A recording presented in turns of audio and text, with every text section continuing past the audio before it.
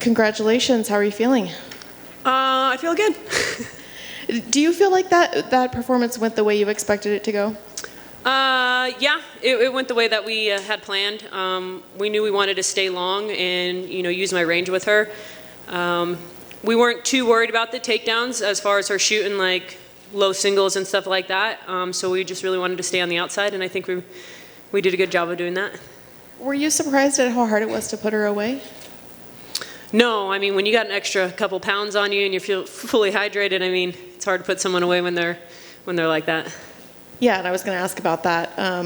What are your thoughts on that? Do you feel like that was a conscious decision on her part, or do you feel like, I think so. I think 100% it was a conscious decision. We had offered a catch weight at the beginning of the week, and they turned it down. So, we made the weight at 125, kind of knowing that she was going to still miss weight and come close to that 130 pound. And, with her clothes on, she was 129. And they had to have her take her clothes off so that the fight could happen, because I think there's like a 3-pound limit. But yeah, I definitely think it was a conscious decision on their end to make sure that I had to cut the weight and suffer, and she still came in heavy and heavy for a fight day. So yeah, it sucks, but that's the game we play, and we get put in positions where we got to take fights like that. And I'm happy I did, because I came out with the victory. But sometimes it doesn't go in your favor when you take those fights. But I'm happy it did tonight, or this afternoon. So you said you guys offered her a catch weight, so I'm assuming that at some point her camp notified your camp that it wasn't going to happen, or how'd that come about? We kind of found out Monday. We got here early, and we saw her, and we heard that she had been already starting to cut weight and stuff like that. We saw her around the PI, and she was already in the sauna suit cutting weight. And with the fight already being pulled out in August, we were supposed to fight in August, and her having visa issues, now in the back of my head, I'm like, maybe it was a weight issue. But yeah, so it takes a toll on you when you have to, you miss fights. And financially, I didn't want this fight not to happen. So I was like, I hit up my manager and said, hey, if we got to do a catch weight at 130, like, let's do it now so I can hydrate and be ready. And he offered it to her camp, I guess, and they said that they were going to make the weight. And lo and behold, they didn't, and they came in at 129, 128.5 naked. You're coming off 2 losses, and did that put you in any position to feel like you needed to take this fight at that weight?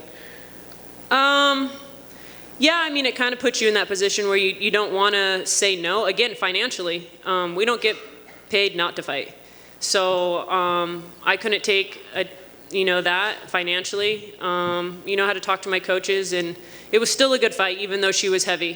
At the end of the day, we knew we could beat her everywhere. But at the same time, like, these fighters are playing that game. Like, it's 20%, 30%, like 30% of what? 10 grand, 12 grand? Like, that's nothing. They might as well come in heavy and give up a couple $1,000s and, get the win. But we were lucky enough to go out there and do our job and get the win, and then get a little extra side change. Nothing big, pretty much pays for gas and, my corner fees and things like that. It doesn't really do much. But yeah. It sucks that some of the fighters do miss weight on purpose. And now that you're back in the win column, do you have somebody you'd like to fight next? No, not really. I'm still new in this 125-pound division. I'll take anyone that they give me. At the early of my career, I was taking fights short notice all the time, fighting the top 5, top 10, top 15 girls every single fight. And now I'm looking at it as a long-term career, and I'm still chasing that belt and still chasing those top 10, top 5 girls. But right now we missed a lot of fights due to injuries and due to COVID and things happening like that. Now it's just going out there, getting wins and getting paychecks right now. Do you have a time frame for when you want to get back in there? We'll see what my hand is, how my hand looks. And then, as long as I'm healthy, I'll get back in there as soon as I can. Mick knows that, Sean knows that, UFC knows that. So yeah, when I'm ready, they'll definitely know, and I'm sure I'll get back in there pretty quick.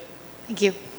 Cortney over here. What happened with your hand? We saw you kind of looking at it. Well, I landed a lot of right hands in the first round. So I'm pretty sure it happened in the first, definitely somewhere in the second, because I think I told my corner in the second that there was definitely something wrong. But it was there all night, so I just kept throwing it, even though they're like, just stick to your jab. And I was like, man, fuck it, I'll throw my 2-2. I know you said you weren't really concerned with her shooting for a takedown or anything, but she seemed pretty comfortable just trying to straight up box you in there for like the first round. Did that surprise you that she was willing to just trade punch for punch in there? No, we kind of knew that. You know, if you watch that Miranda Maverick fight, you know, she's not afraid to go in there and brawl. Like that was one of the reasons why we were happy with the matchup. We knew she wasn't going to be like shooting low singles and blast doubles and things like that. It was going to be more something where she's shooting where I'm up against the cage and trying to take me down from there. I wasn't too surprised with her being able to take damage. We know she can. So it was just a matter of just going in there and implementing our game plan. You think you did a lot of damage with that up kick? It looked like you kind of rocked her for a brief moment. Yeah, that up kick in the second, right at the second, yeah. I landed that pretty clean.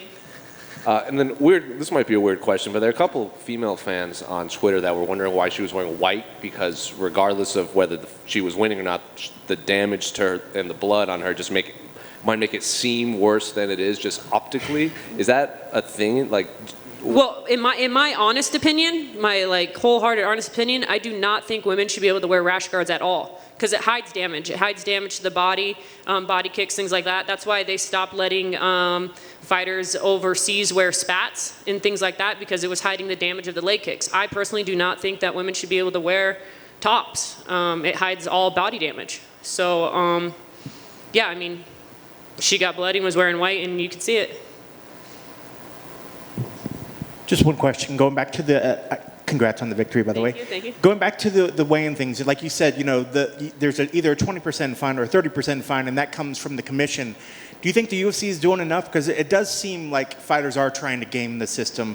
And how would you like to see it handled by the UFC? Should fighters miss weight like that? I mean, should there be extra money or something coming from the UFC when you guys agree to take this fight? I don't think the UFC has to pay us anymore. I think they should implement, like I don't think the UFC should be like, oh, we'll give you this much money. I definitely think the percentage that gets taken from the fighter should be higher. It should be something that's damaging. It should be a 50% minimum. And then at like, if it's a pound, 2 pounds over, it's 50%. And then any pound after that, you know, it's another 10 or something, where it's actually damaging to them. Because like I said, 10%, 20%, and then you got to really, really work hard to get that 30%, and still it's nothing, unless you're fighting Conor or Khabib and things like that where they're making big time money. But you know, sometimes they're only making 10, 12, 15. Thank you very much. You said they have to work really, really hard to get the 30%. I mean, it isn't just cut and dry. No, it's not cut and dry. It's not cut and dry. It's standard, I guess, is 20%. And then I think if it's over 3 pounds, then you can start negotiating for 30. I'm not 100% sure how it goes. You know, my manager works on that, but I do know it's tough to get the 30. If they have like a history of missing weight, obviously, like you can get the 30 a lot easier. But it was her first time missing weight. But I think with the fact that we had offered that catch weight and things like that, and she wanted the fight to still happen, I think that's why I ended up getting the 30%. But honestly, I try not to focus on that when I'm cutting weight and stuff like that, but at the back of your head, it's like, man, she's missing weight, she's gonna come in heavy, and I'm only getting $2,000, you know, like, is that really worth it? Is that really worth, you know, that weight gain? And then knowing she's been cutting since Monday, so who knows what she blows up to, you know? It's a tough game we play, it really is, and I think, you know, a lot of fighters have expressed that there definitely needs to be some kind of limit, and there needs to be like a set percentage, because fighters do it for their advantage. Thanks. How heavy did she feel in there? She's big. Yeah. Thanksgiving dinner big. So easily could have been another weight class up. For sure, yeah. A weight class up, for sure. Gotcha. Thank you. Just one question. But some fighters have mentioned that missing weight, they want a point deducted from the fight. Is that something you think would be a good incentive? I mean, I don't personally. I think when you hit people with money, it really, I mean, you hit them hard with money. Like I said, if you're taking 50%, like, that's a chunk of change. But small percentages, like whatever, I'll miss by 3 pounds, 4 pounds, no problem. Thank you. Schmo, I got nothing from you. I got nothing. Put the glasses on, man. Where are the glasses at? Caught me off guard.